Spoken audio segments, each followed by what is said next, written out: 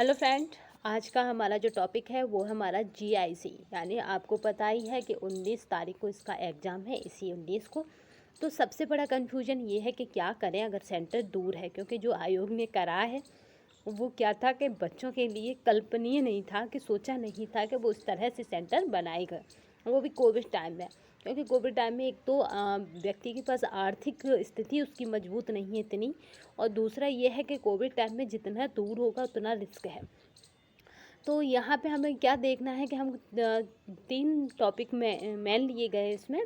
क्या करें अगर सेंटर दूर है तो, फिर हमारा फाइनल में बैठने के लिए हमें कितने परसेंटेज लानी है, यानी हम इतना दूर जाएं, हज़ारों किलोमीटर दूर, उसके बाद भी क्या हम फाइनल में आ सकते हैं, ये हमें सोचना होगा। फिर तीसरा हमारा है विषय और सामान्य अध्ययन में क्या करें। ठीक है, क्योंकि इसने क्या करा था कि सामान्य अध्ययन का तो सिलेबस दिया है प्री का, मगर विषय का प्री का कुछ नहीं दिया, केवल मेंस का दिया है। मेंस पे ही बेस आधारित इसके प्री में क्वेश्चन होंगे, ये बिल्कुल क्लियर है कि जो मेंस का सिलेबस है वही प्री में इसने लागू किया है या वही इसने रखा है। ठीक है, क्योंकि प्री का कोई सिलेबस नहीं दिया है विषय का।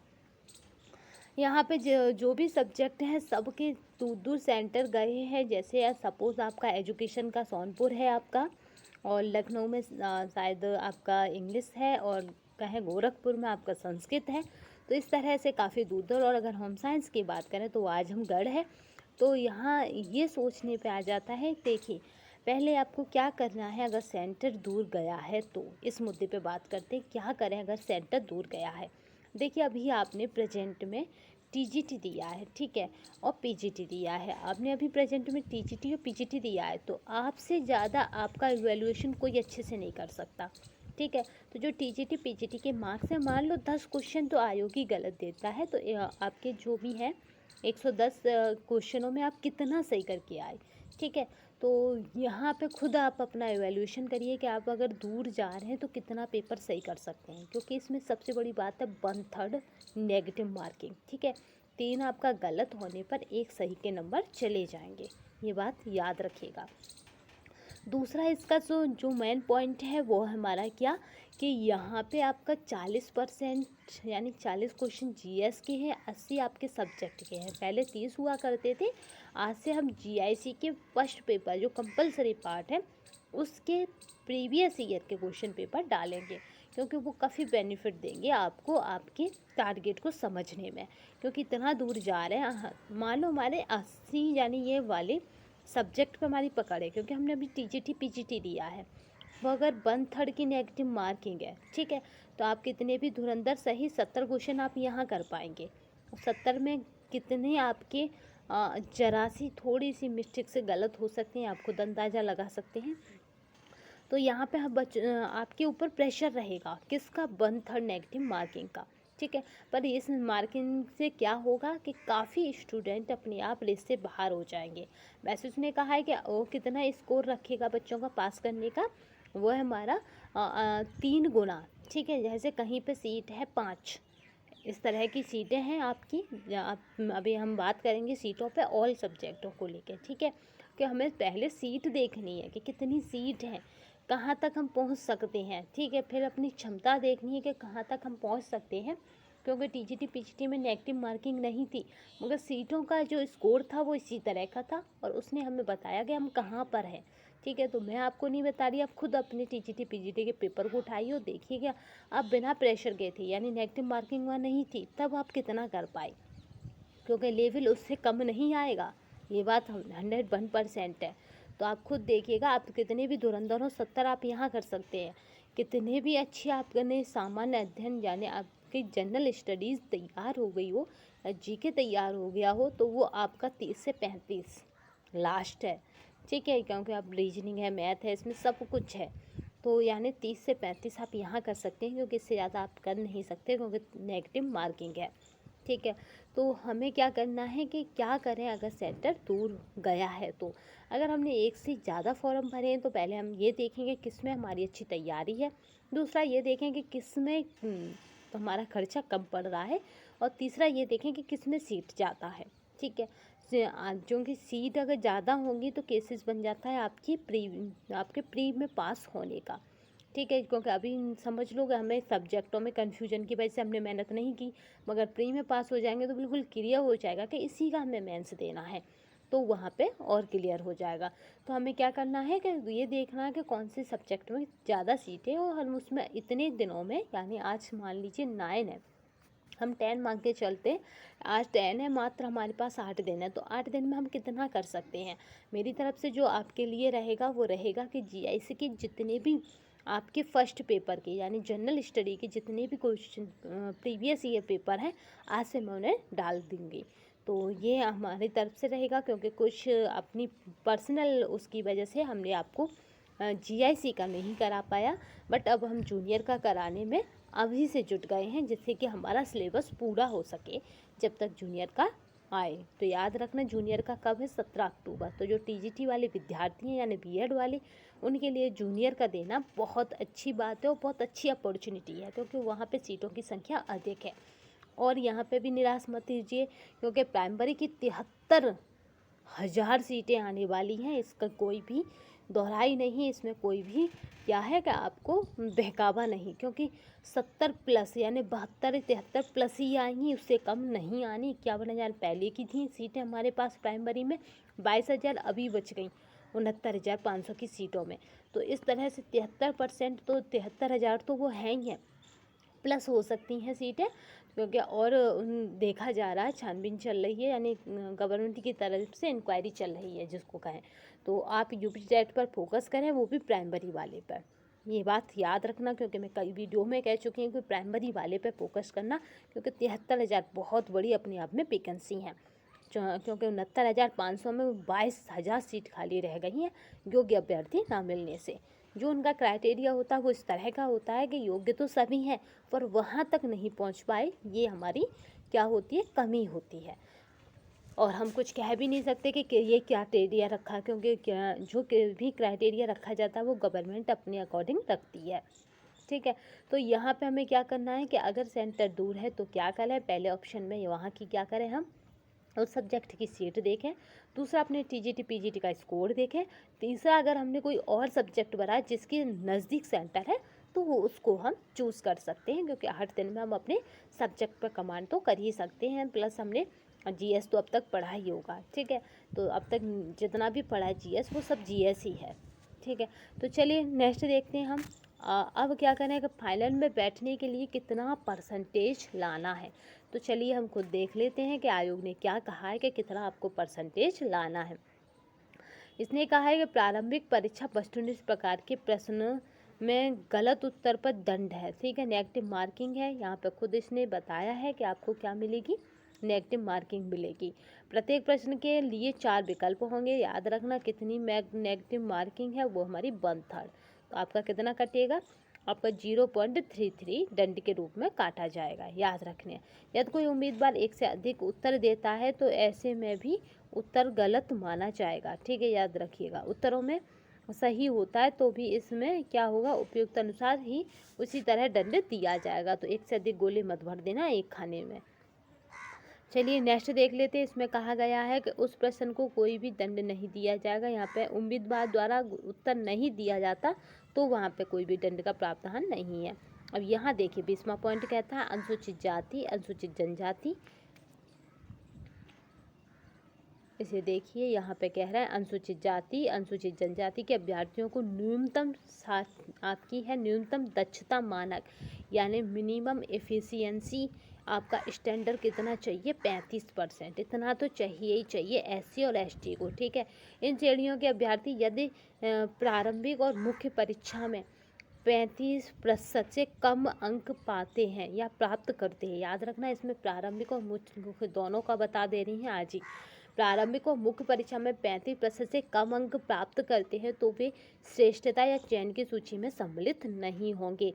तो यानी एससी और एसटी को कितना लाना है, एससी और एसटी को आपका 35 नहीं, आप मान के चलिए यहाँ पे हम जैसा पहले करते थे कि 40% लाना है। ठीक है, चाहे वो प्री हो चाहे वो मेंस हो। जब हम इसका निकालेंगे कि आपको कितना कट ऑफ लाना है तो हम अभी इसकी कट ऑफ पर भी बात कर लेंगे। ठीक है, तो यहाँ पे क्या हुआ कि इतना हमें लाना ही लाना है, 35%। नेक्स्ट देख लेते हैं आपका जो है हमारा अनरिजर्व कोटा। इसी प्रकार अन्य श्रेणियों के अभ्यर्थी न्यूनतम दक्षता मानक यानी आपका कितना है 40% निर्धारित, तथा ऐसे विद्यार्थी प्रारंभिक और मुख्य परीक्षा में 40% से कम अंक प्राप्त करते हैं तो वे श्रेष्ठता या चयन की सूची में सम्मिलित नहीं किए जाएंगे। ऐसे विद्यार्थी आयोग द्वारा निर्धारित न्यूनतम दक्षता मानक से कम अंक पाने के अनर्ह माने जाएंगे, यानी वो योग्य नहीं है। तो यहाँ पे सवाल उठता है कि कितना कट ऑफ बनेगा। तो मैं आपको बता दूं कि जो एससी है और एसटी है उसका 40% रहेगा कट ऑफ, ध्यान रखना। और जो जनरल अनरिजर्व आपका है अनरिजर्व कोटा, ठीक है, अनरिजर्व कर लीजिए उसको, अनरिजर्व कोटा है या फिर आपका कहें हम जनरल कोटा है, जो भी है उसको हमारा कितना लाना है, उसको मान लीजिए 45 से 50%, ठीक है, अगर सीट लेनी है तो। यहाँ पे इस बात को भी याद रखिएगा कि इतनी जाएगी आपकी कट ऑफ, ध्यान रखना। 40% रिजर्व कोटा और आपकी 45 से 50%, 50 नहीं तो आप कर लीजिए यहाँ पे 49%, यानी समथिंग वहीं घूमेगा आपका। 40 से आपका 45% रिजर्व कोटा, ठीक है, रिजर्व कोटा। और आपका जो का है अनरिजर्व कोटा, अनरिजर्व कोटा का कितना है यहाँ पे 45 से 50%, ये रहेगी आपकी कट ऑफ, ठीक है। तो कट ऑफ भी आज आपने जान ली कि कितनी रहनी है मेंस तक। चलिए नेक्स्ट चलते हैं। हमारा क्या है कि यहाँ पे देखिए हमने इसके पाठ्यक्रम को इसलिए रखा है कि जब आप इतना दूर जाएं तो ये चीज़ बहुत सोच के जाएं कि यहाँ पे क्या है 120 नंबर हैं, क्वेश्चनों की संख्या, वैकल्पिक विषय के कितने 80 प्रश्न हैं, तथा सामान्य अध्ययन के जनरल स्टडी के कितने 40 प्रश्न हैं, ठीक है। कुल कुल कितने हैं 300 अंकों का है, तथा समय क्या है 2 घंटे है। 300 अंकों का है, 2 घंटे है, 120 क्वेश्चन है, ठीक है। अब इसके सिलेबस को देख लीजिए। सामान्य अध्ययन के ये सबके लिए कंपलसरी पार्ट है, तो हमें इतना सब कुछ में से आएगा केवल 40% क्वेश्चन।